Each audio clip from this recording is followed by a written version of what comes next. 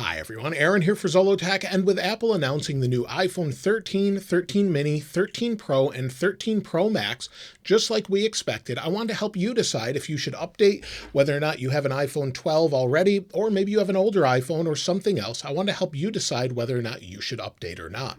And the first thing is, the major changes this year. There are three of them: the display, the battery, and the cameras.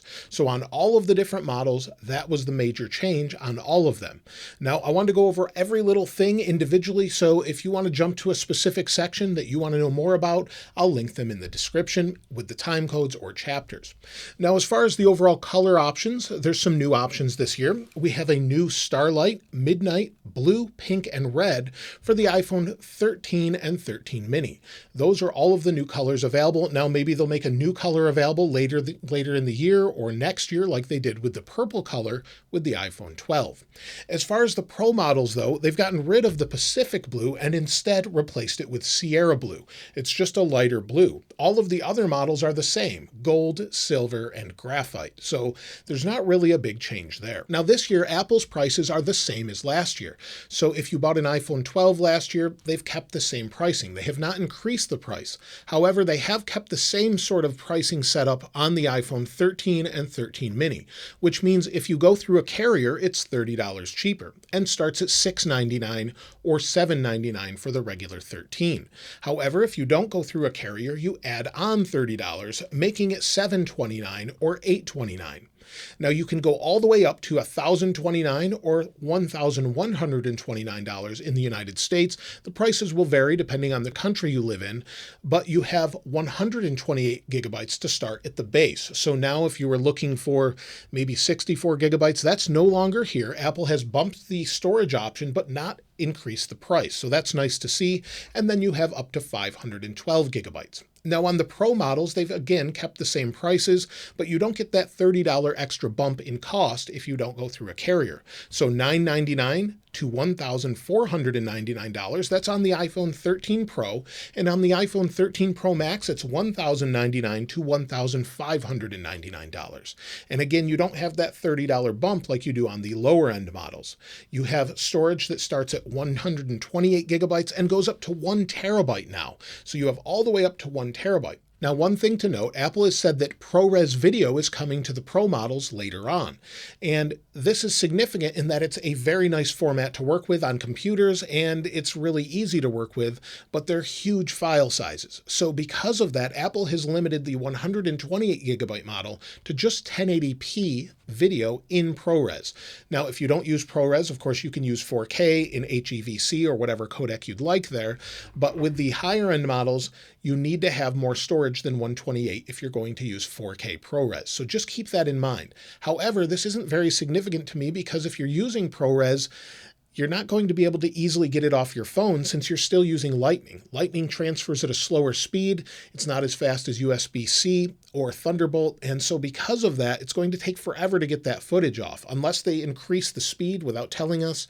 Also, you could use AirDrop, but again, that's going to be very slow to transfer, say, 512 gigabytes of video. So just keep that in mind if you are planning to get the different storage options or whatever you plan to order. Now, one thing to note is the overall size is a little bit different. They're very close as far as the external dimensions, but the thickness is about 0.2 millimeters thicker or so, and they are slightly heavier based on every single model. 0.5 ounces or about 10 grams heavier on each model, give or take a little bit, but they are a little bit heavier, and I think that's to accommodate the new battery that's a little bit thicker. So it's got a larger battery in it, and that it will give you about 1.5 to 2.5 hours depending on the device. On the smaller devices, it's about an hour and a half. On the larger devices where you have more space, it goes up to 2.5 hours. Now, with that extra time, they haven't said how they've achieved that. So if maybe you're watching YouTube or maybe you're recording video, those actual times can vary quite a bit. But it is nice that we're getting a bump in battery. Now, the other significant change this year is the displays on all models. Now, the Pro models do get 120 Hertz ProMotion displays that can go down to 10 Hertz all the way up to 120 Hertz. But they don't go down to 1 Hertz or have always on displays, at least that they've shown us so far. But on the 13 mini and 13, you don't get that ProMotion display. So keep that in mind, but they have increased the overall brightness to 800 nits for 625 nits of just regular use. So if you're in brighter sunlight, that should help. On the Pro models, it's regularly up to 1000 nits this year, where it was about 800 or so last year. So it's improved quite a bit on the displays. And of course, if you haven't noticed already, the notch has shrunk. So a lot of people were concerned about this. Now it's narrower, but it's actually a little bit taller. They've moved the speaker to the very top and moved the camera to the left.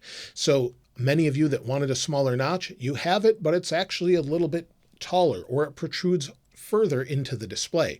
Whether or not this is better is hard to say, but it's definitely an iPhone signature thing, and maybe they'll get rid of it in the future, but it's here to stay for now. Now, the other significant upgrade is the cameras. On the 13 and 13 mini, the cameras get sensor shift stabilization, so that's nice. They brought that over from the 12 Pro Max last year, and on the Pro models, you get a big bump as far as the sensors. They're all updated sensors. You have better low light. You also have ultra wide with autofocus and a macro version now as well. So you can take macro photography, which should be really nice. Hopefully we can use that in video as well, but I can't wait to try that out.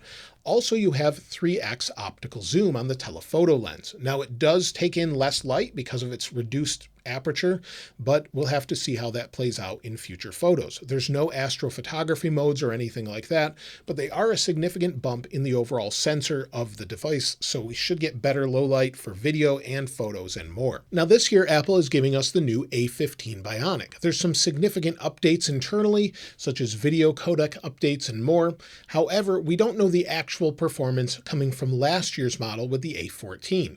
So the A15 is faster, and in the Pro model, it's even a little bit faster with an updated GPU with an additional core. So it should be a little bit faster, much faster if you're coming from older phones, of course. And with the A15, we have the same exact RAM that we did as last year. So we're not getting a bump in RAM as far as this year goes, 4 and 6 gigabytes respectively. Now, as far as gaming performance, because we have that 120 Hertz ProMotion display, on some games, we should see some updates eventually. On the iPad, it can make a difference, and on the iPhone Pro models with the ProMotion display, we should see a little bit of a bump there.